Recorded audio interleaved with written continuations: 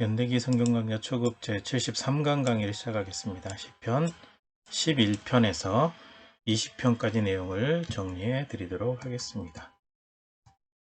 자, 시편 11편은 다윗의 시로 되어 있습니다. 인도자를 따라 부른 다윗의 노래입니다. 내가 여호와께 피하였는데 너희가 왜 도망하라 하느냐. 악인이 정직한 사람을 숨어 공격하려고 하는구나.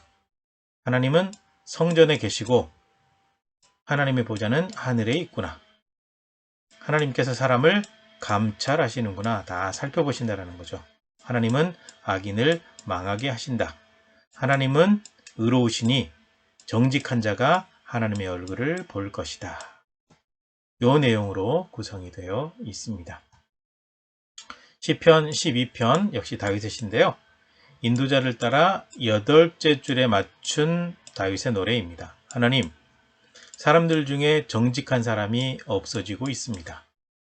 모든 아첨하는 사람과 자랑하는 사람을 끊으실 줄 압니다. 이들을 하나님께서 심판하신다라는 거죠.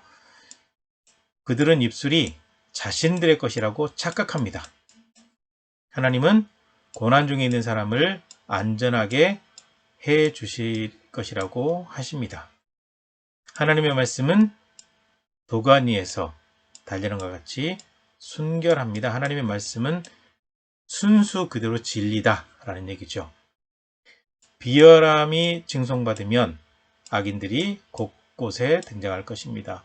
비열한 사람이 칭찬을 받는다고 한다면 악인들이 여기저기서 나타나게 될 것입니다. 그러므로 그렇게 되지 않게 해주십시오. 이 내용이 12편이 되겠고요. 13편 다윗의 노래인데 인도자를 따라 부른 다윗의 노래입니다. 하나님께서 나를 잊으셨습니까?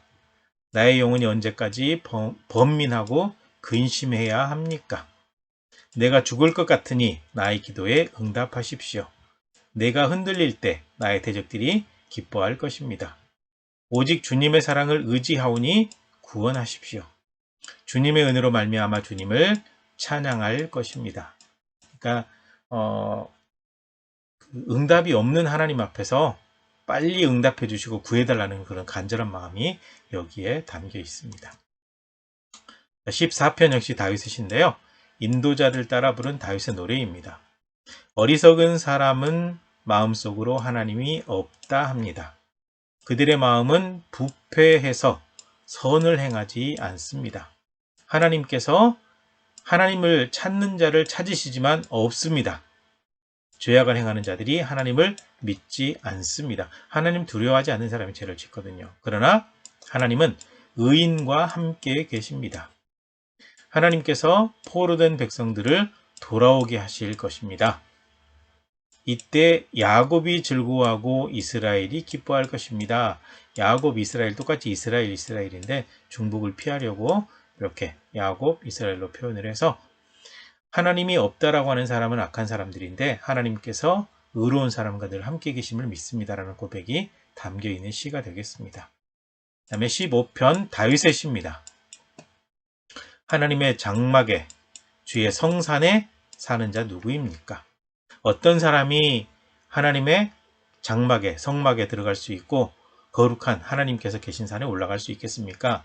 정의로운 사람, 공의로운 사람, 진실한 사람, 남의 허물을 말하지 않는 사람, 이웃에게 악을 행하지 않는 사람, 이웃을 비방하지 않는 사람, 신앙인들의 실천적인 삶, 이 모습으로 사는 사람이 하나님 앞에 인정받는 사람이다 라는 거죠. 그리고 하나님을 두려워하고 하나님 앞에 서원 기도했다고 한다면 손해가 된다고 해도 반드시 지키고 같은 백성에게 구워주고 이자를 받지 않고 재판할 때 뇌물을 주어서 잘못된 재판을 하지 않는 사람입니다. 그래서 이렇게 사는 사람은 절대로 흔들리지 않습니다. 왜? 하나님께서 함께 하시니까. 그 고백이 여기 담겨 있습니다. 그 다음에 16편은 다윗의 믹담으로 되어 있는데요. 믹담이라고 하는 것은 황금의 시 또는 속죄의 시라고 보통 표현을 합니다. 다윗의 믹담. 나의 주 하나님께 내가 피하오니 지켜주십시오. 땅에 있는 성도는 존귀한 사람들입니다. 우상의 이름은 내 입으로 부르지도 않습니다. 하나님께서 나의 산업과 소득이 되십니다. 하나님께서 나의 모든 경제적인 것도 다 책임져 주십니다. 그 얘기고요. 하나님께서 나에게 주신 것은 정말 아름답고 좋은 것입니다. 하나님께서 항상 함께 계심으로 내가 흔들리지 않습니다. 하나님께서 나에게 생명의 길을 보여주실 것입니다. 하나님 앞에는 기쁨과 즐거움이 가득합니다. 하나님과 동행하는 삶의 즐거움, 유익에 대해서 노래하고 있죠. 그 다음에 17편 다윗의 시입니다. 하나님, 나의 입에서 나오는 거짓 없는 기도를 들어주십시오. 하나님 앞에서 흠없이 살았지만 입술로 죄짓지 않겠습니다. 하나님은 나를 눈동자같이 지키시고 날개 아래 감추십니다. 암탉이 병아리를 품는 것처럼 품어주신다 그 얘기죠. 나를 공격하는 자들에게서 벗어나게 하십시오. 악인들을 대적하여 넘어뜨리시고 나를 구해 주십시오. 오직 하나님만 바라볼 것입니다. 하나님을 전적으로 의지하겠다. 하나님 앞에 의롭게 살겠다라는 고백의 기도가 되겠습니다.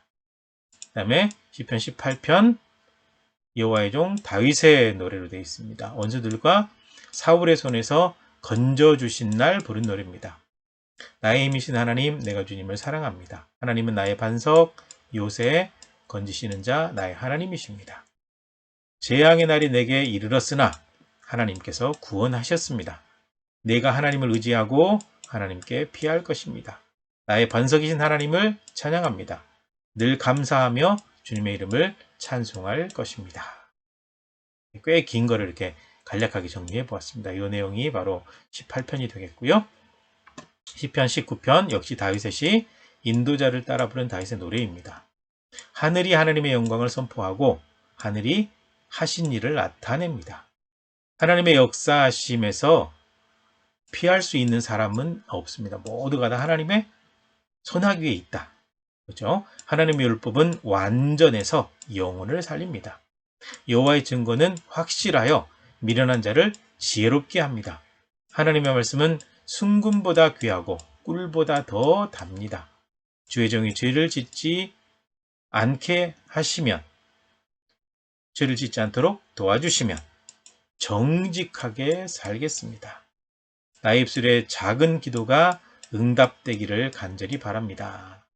자, 하나님의 영광을 찬양하고 간절히 기도해서 응답해달라는 그 간절한 마음이 담겨있는 시가 되겠습니다. 그 다음에 20편 역시 다윗의 시인데요. 인도자를 따라 부른 다윗의 노래입니다. 환난 날에 하나님께서 나의 기도에 응답해 주십시오. 그러니까 어려운 상황 가운데 기도할 때 하나님께서 응답해 주시기를 바라죠. 성소에서 도우시고 모든 제사를 받아 주십시오. 제사를 받는다라고 하는 것은 그 사람을 하나님께서 인정한다라는 뜻이 담겨 있거든요. 나의 소원과 계획을 이루어 주옵소서. 하나님의 이름으로 깃발을 세울 것입니다. 여호와 니시, 여호와는 나의 깃발, 그 의미랑 같이 연결되죠. 우리는 오직 하나님만 자랑할 것입니다. 우리가 부를 때 응답해 주십시오. 살아계신 하나님을 인정하고 기도에 응답하시는 하나님께서 우리 기도에 응답해 주시기를 간절히 바랍니다. 라고 하는 그 마음이 담겨 있는 시가 되겠습니다. 여기까지입니다. 수고하셨습니다.